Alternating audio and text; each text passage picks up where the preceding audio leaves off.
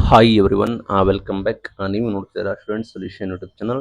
QC ಪರೀಕ್ಷೆ ಹೊಸ ಬದಲಾವಣೆ, ಅಭ್ಯರ್ಥಿಗಳಿಗೆ ಬಿಗ್ ಶಾಕಿಂಗ್ ಅಪ್ಡೇಟ್ಗಳನ್ನು ಕೊಟ್ಟಿದ್ದಾರೆ. ಏನು ತಿಳಿಸ್ಕೊಡ್ತೀವಿ, ದಯವಿಟ್ಟು ಚಾನಲ್ಗೆ ಸಬ್ಸ್ಕ್ರೈಬ್ ಆಗಿ ಸಪೋರ್ಟ್ ಮಾಡಿ. ಇನ್ನು ನಿಮಗೆ 2 ಅಟೆಂಪ್ಟ್ ಒಳಗಡೆ ನೀವು ಸೆಕೆಂಡ್ PUC ಪಾಸ್ ಆಗಬೇಕಾಗುತ್ತೆ. ರಾಜ್ಯ ಸರ್ಕಾರ ಹೊಸ ಆದೇಶ ಕೂಡ ಮಾಡಿದೆ. ನಿಮಗೆ ಪದೇ ಪದೇ ದ್ವಿತೀಯ PUC ಎಕ್ಸಾಮ್ನ ಬರೆಯೋಕ್ಕಾಗೋದಿಲ್ಲ. ಇದು ಬಿಗ್ ಶಾಕಿಂಗ್ ಅಪ್ಡೇಟ್ ನೋಡ್ಬೋದು. ಈಗ ಏನು ಅಂದ್ರೆ ಸಿಂಪಲ್ ಆಗಿ ರಾಜ್ಯದಲ್ಲಿ ದ್ವಿತೀಯ PUC ಪರೀಕ್ಷೆಗೆ ವಿದ್ಯಾರ್ಥಿಗಳಿಗೆ ಅಂಕಗಳನ್ನು ಸುಧಾರಿಸಲು ಮತ್ತು ಉತ್ತೀರ್ಣರಾಗಲು ಕೇವಲ 2 ವರ್ಷಗಳ ಕಾಲಾವಕಾಶ ನೀಡಿ ರಾಜ್ಯ ಸರ್ಕಾರ ಆದೇಶ ಹೊರಡಿಸಿದೆ.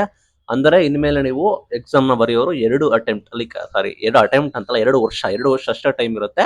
ನೀವು 2 ವರ್ಷದೊಳಗಡೆ ದ್ವಿತೀಯ PUC ನೀವು ಪಾಸ್ ಮಾಡ್ಕೋಬೇಕು. ಈಗ ಮುಂಚೆ ಆ ರೀತಿ ಅಲ್ಲ. ಮುಂಚೆ ಅವರಿಗೆ ಏಜ್ 30 ವರ್ಷ 40 ವರ್ಷ ಆದ್ರೂ ಕೂಡ ಅವರು ಎಕ್ಸಾಮ್ ನ ಬರೀತಾ ಇದ್ರು. ಲೈಕ್ ಇನ್ನೇನೋ ನೌಕರಿಗೋಸ್ಕರ ನಾವು ಎಕ್ಸಾಮ್ ಬರೀತಾ ಇದ್ರು. ಈಗ ಆ ರೀತಿ ಇರೋದಿಲ್ಲ.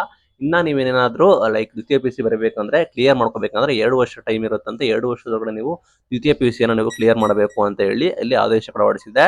ಇದು ಬಂದ್ಬಿಟ್ಟು ರೆಗ್ಯುಲರ್, ಖಾಸಗಿ ರಿಪೀಟರ್ಸ್ ಎಲ್ಲ ವಿದ್ಯಾರ್ಥಿಗಳಿಗೆ ಅಪ್ಲಿಕೇಬಲ್ ಆಗುತ್ತೆ. ನೀವು ರೆಗ್ಯುಲರ್ ಆಗಿರ್ಲಿ, ಖಾಸಗಿ ಆಗಿರ್ಲಿ, ರಿಪೀಟರ್ಸ್ ಆಗಿರ್ಲಿ, ಎಲ್ಲರೂ ಕೂಡ ಅಪ್ಲಿಕೇಬಲ್ ಕೂಡ ಆಗುತ್ತೆ ಅಂತ ಹೇಳಿ ಈ ನಿಯಮ ಕೂಡ ಮಾಡಿದ್ದಾರೆ. ಈ ನಿಯಮಕ್ಕೆ ಒಂದು ಕ್ಲಾರಿಟಿ ಸಿಗುತ್ತೆ.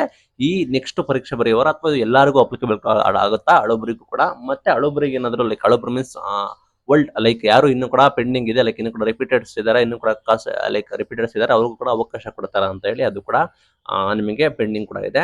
ಮೊದಲು ಏನಿತ್ತಂದ್ರೆ ಬರೋಬ್ಬರಿ 6 ಸಲ ಪರೀಕ್ಷೆ ಬರೆಯಲು ಅವಕಾಶ ಇತ್ತಂತೆ. ಈಗ ಕೇವಲ 2 ವರ್ಷ ಅವಕಾಶ ಕೊಟ್ಟಿದ್ದಾರೆ. ಅಷ್ಟರಲ್ಲಿ ನೀವು ಪಾಸ್ ಆಗಬೇಕು.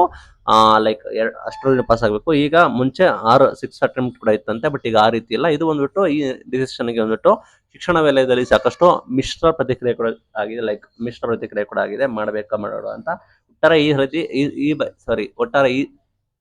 ಈ ಸಲ ಈ ರೀತಿ ಡಿಸಿಷನ್ ತೆಗೆದುಕೊಂಡಿದ್ದಾರೆ.